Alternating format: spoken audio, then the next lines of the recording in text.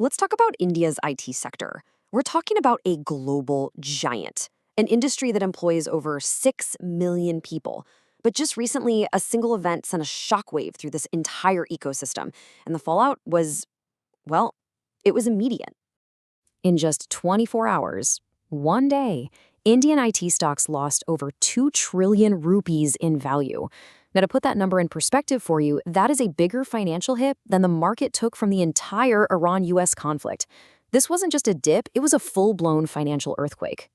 So what on earth could possibly trigger a sell-off that massive?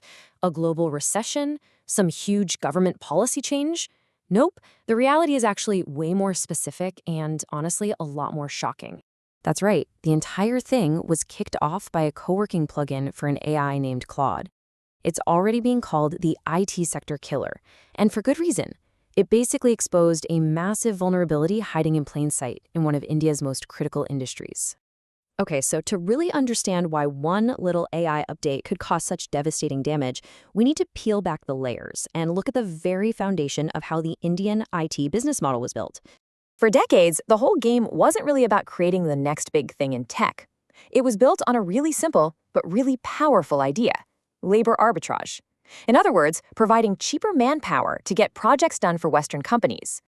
And look, you don't have to take my word for it. Sabir Bhatia, the guy who founded Hotmail, put it pretty bluntly. He said the industry was basically body shopping. It was all about services, about doing repetitive tasks, not about creating some unique intellectual property that you own.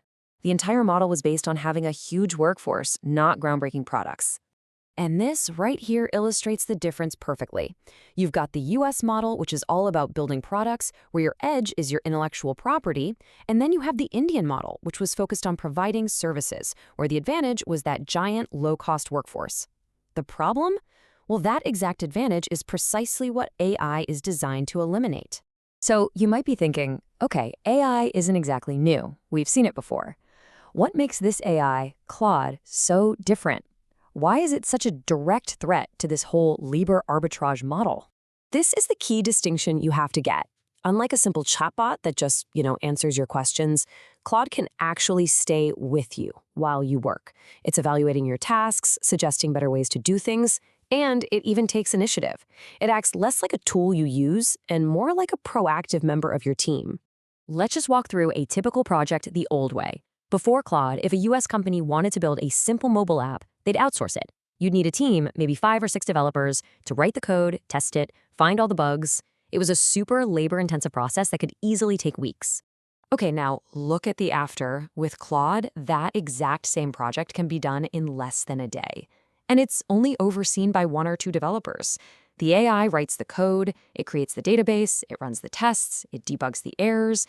The jump in efficiency is just staggering. And it strikes right at the heart of that whole billable hours business model. Now, a massive leap in efficiency like this isn't just a number on a spreadsheet.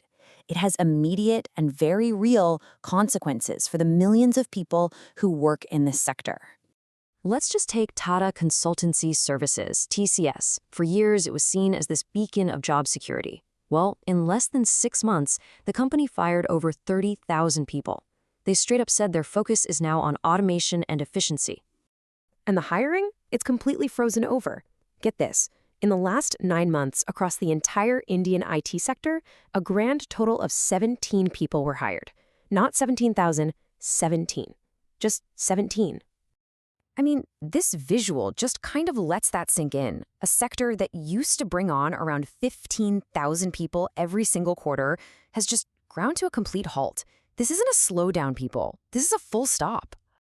Now, I know what some of you are probably thinking, but new technology always creates more jobs than it destroys. Look at the ATM. And you're right, that's often the case. But this is different. See, the ATM replaced simple labor, which actually let banks open more branches and hire more people for more complex jobs.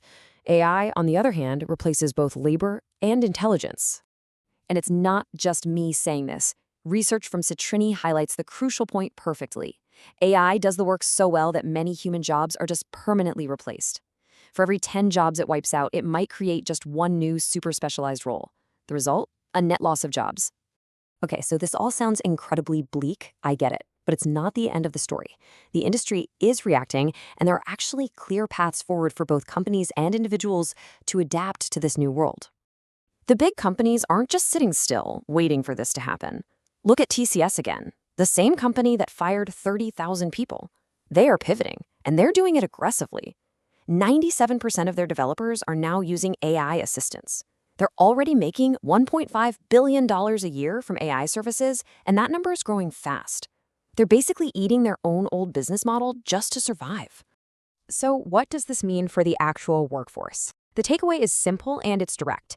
Your number one quest has to be to not be replaceable labor. The skills that used to be a safe bet, like basic coding or manual testing, are now the most vulnerable. So what can you actually do about it? Well, first, you got to take a really hard look at your own job and figure out which parts can be replaced by an AI. Then you find ways to use AI as a tool to make yourself way more efficient.